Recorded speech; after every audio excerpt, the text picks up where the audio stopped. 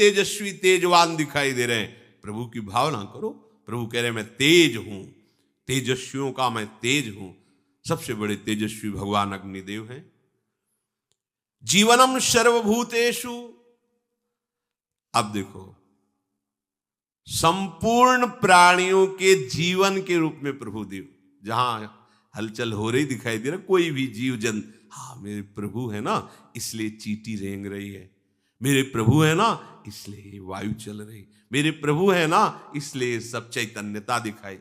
भक्त अनन्य चिंतन तभी कर पाएगा जब ये बात स्वीकार करेगा। नहीं तो अन्य क्या है, प्रभु से बिलग किसी नाम रूप वस्तु व्यक्ति आदि का महत्व रखना, ये अन्य चिंतन है। अनन्य चिंतन एकमात्र अपने प्रभु का चिंतन, उसको हम यूं ले लेते हैं कि बस हमें कृष्ण कृष्ण कृष्ण ऐसे कहते, तो ये सृष्टि का जो चिंतन आता है अब वो परेशान हो जाता है। क्यों हम भजन करना चाहते, बार बार संसार आ जाता है, वो संसार नहीं आते। जिनका भजन कर रहे हो वही है इन सब रूपों में। भावना करो खत्म हो जाएगा संसार, ये जो तुम्हें विक्षेप दे रहा है यही खत्म हो जाएगा। प्रभु संपूर्ण प्राणियों में जीवन रूप से विराजमान, आपको जो दिखाई दे रहा है चैतन्यता, मेरे प्रभु विराजमान है। अगर ये जीवनी शक्ति प्राण शक्ति हट जाए तो किसी का अस्तित्व ही नहीं रह जाता, नाम रूप सब मिट जाता है, नष्ट कर दिया जाता है। प्राण शक्ति जीवनी शक्ति स्वयं श्री भगवान बने बैठे हैं। प्राण शक्ति के बिना कोई भी प्राणी कहलाने योग्य नहीं रह जाता। मुर्दा है हटाओ, जला दो, नष्ट कर दो। ये विलक्षण है प्राण शक्ति, ये भगवान ही है। अब कोई भी जीव में दिखाई, अच्छा ये चल रहा है, हिल रहा है, बोल रहा है, वो मेरे प्रभु हैं।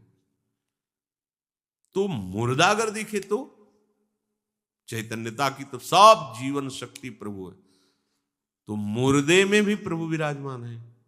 क्योंकि अगर सर्वत्र है तो मुर्दे में भी है। तो अभी तो आप कह रहे थे जो प्राण शक्ति जीवन शक्ति वो ना रहे तो उसका अस्तित्व तो नहीं। अंतर्हित हो जाना और बाह्य हलचल होना, दोनों समय में एक ही भगवान विराजमान है। अंतर्हित हो जाना, चैतन्यता रहित हो जाना मुर्दा, पर उसमें भगवान है। जैसे मुर्दे शरीर में भगवान का प्रादुर्भाव ऋषियों ने कर लिया। जो वेन भागवत में आता है, उसके दाहिनी भुजा का मंत्रों के द्वारा जब मंथन किया तो भगवान पृथु जी प्रकट हुए और बाई भुजा से महारानी अर्ची जी प्रकट हुई। भागवत प्रमाण है, भगवान वहां है पर अंतरित है, हिलन डुलन चलन चैतन्यता से है। जितना भी चैतन्य प्राणी चेतना करते दिखाई दे रहा है, तो अब अगर आप प्रभु को देखोगे तो गुण दोष नहीं देखोगे, आप गुण दोष देखोगे तो प्रभु को नहीं देख पाओगे। तो आप गुण दोष के उपासक हो कि प्रभु के, तो बोले प्रभु के, तो हमें देखना है सब प्राणियों की हलचल, चैतन्यता, जीवन शक्ति, प्राण शक्ति मेरे आराध्य देव बने हुए हैं।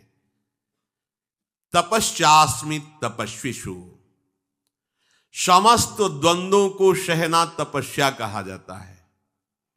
देखो तपस्या शब्द से हम बाहरी स्वरूप में चले जाते हैं कि सब कपड़े उतार दिए, दिगंबर हैं या लंगोटी लगाए हैं, भस्म लगा ली, आग के बीच में जल में खड़े होकर या धूप में, बोले बड़ी तपस्या हो रही। ये तपस्या का बाह्य अंग है, इसे संपूर्ण तपस्या नहीं कहते। वास्तविक तपस्या क्या है? आप अपने मार्ग में चल रहे हो, अब आपको काम सता रहा है, कामाग्नि सह गए, ये तपस्या। ये वो तपस्या करने वाले भी अगर ये तपस्या से युक्त नहीं है तो वो तपस्या किसी काम की नहीं। अगर ये तपस्या हो रही तो किसी और तपस्या की जरूरत नहीं। किसी ने आपको द्वंद्व सेना, किसी ने आपका अपमान किया, तिरस्कार किया, आपको ऐसी बातें कही जो परुख हैं, हृदय जल रही है उनकी बातों, उनकी ऐसी चेष्टा, वो उपहास कर रहे हैं और आप शांत हैं। ये जो चेष्टा हो रही मेरे प्रभु से हो रही है, क्योंकि सबकी जीवनी शक्ति प्राण शक्ति प्रभु है। जय हो प्रभु आपकी। आनंदित है। ये है तपस्या जिसको भगवान कह रहे मैं ही हूं। ये सामर्थ्य रूप तपस्वियों की तपस्या भगवान है, भगवान आए हैं। सबसे बड़ी तपस्या है अपने मार्ग में चलने पर जो आपको प्रतिकूलता, अपमान, निंदा और विकारों को सहन करने की बात है। इससे बढ़कर कोई तपस्या नहीं है। खोजने की जरूरत नहीं तपस्या, इसको सह जाओ। यही सबसे बड़ा तप है, सह जाना। बाहर तो त्वगेंद्री आग सह रही, आग आसपास लगा ली, उसका ताप त्वगेंद्री सह रही, दिखाई देता है, हाँ तो तप कर रहा है, सहन कर रहा है। लेकिन वो एक त्वगेंद्री के दाह को सह जाना कोई खास बात नहीं है। इंद्रियों के भी ऊपर जो विराजमान ये मन है, मन के ऊपर विराजमान बुद्धि है, इनमें जब कामाग्नि का आवेश हो, क्रोधाग्नि का आवेश हो, इनके ताप को सह जाए, वही तपस्वी है, वही तपस्वी है। अगर ये सहना नहीं आया तो तपस्या नहीं। और ये कोई अहंकार से सह नहीं सकता। भगवान कह रहे हैं वो तपस्या मैं हूं। इसलिए भगवान की शरण में होकर उनको पुकारते हैं तो वो कृपा करके तप रूप से हृदय में आ जाते हैं। और ये सहनशीलता भगवत प्रदत्त होती है, फिर उसे कोई गिरा नहीं सकता। उसको ज्यादा विचार नहीं करना पड़ा काम त्यागने के लिए। क्रोध को सहने के लिए उसे कोई सूत्र नहीं पढ़ने पड़े, क्योंकि भगवान का शरणागत है, सह गया। ये बड़ी बात है। गोदावरी से स्नान करके आ रहे हैं, ऊपर से थूक दिया, फिर स्नान करने चले गए, फिर थूक दिया, आएगा उसी वही रास्ता था, 100 बार थूका। देखो महात्मा की महिमा, एक 100 बार थूका, 100 बार स्नान करके, कुछ नहीं बोले, देखा भी नहीं। और उसको लगा कि नीचे उतर के आए, साष्टांग दंडवत है, क्षमा कर दो महाराज, गलती हुई। देखो क्षमा में कितनी सामर्थ्य है। कुछ नहीं कहा, देखा भी नहीं। उनका भैया तुमसे गलती क्या हुई? आपके ऊपर थूका। नहीं, ये तो कृपा की। हम बहुत त्रिकाल स्नान करते, पर आपकी कृपा से कुछ ही समय में 100 बार हमें अवगाहन करने का अवसर मिला। ये तो आपकी कृपा हुई। ये देखो,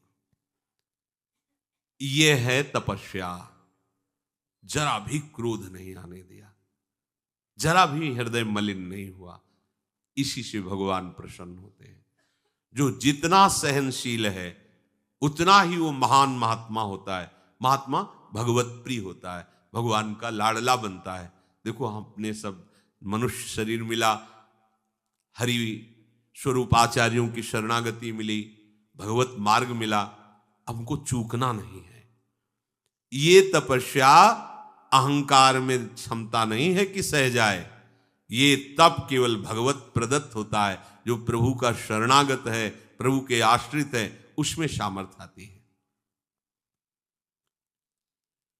सोचो, एकांत जंगल है, पर्णकुटी के अंदर जवान स्त्री जो वैश्या है, वो गई ही है भ्रष्ट करने के लिए, लेकिन हरिदास जी के मुख से निरंतर हरिनाम चल रहा है।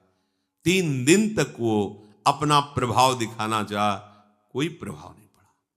ये देखो, ये है तप, ये है भगवान की सामर्थ्य। किंचन मात्र भी उनके हृदय में कहीं ऐसा आकर्षण नहीं हुआ, ये नवयुवती है, ये ऐसा। जो भगवद आश्रित है तो भगवान उसका तप बन जा। बड़े से बड़े कष्ट में उसको कोई विचलित नहीं कर सकता जो भगवद आश्रित है। ये तप, ये सहनशीलता भगवान प्रदान, ये स्वयं भगवान बन करके आते हैं। तप भगवान कहते हैं मेरा स्वरूप है।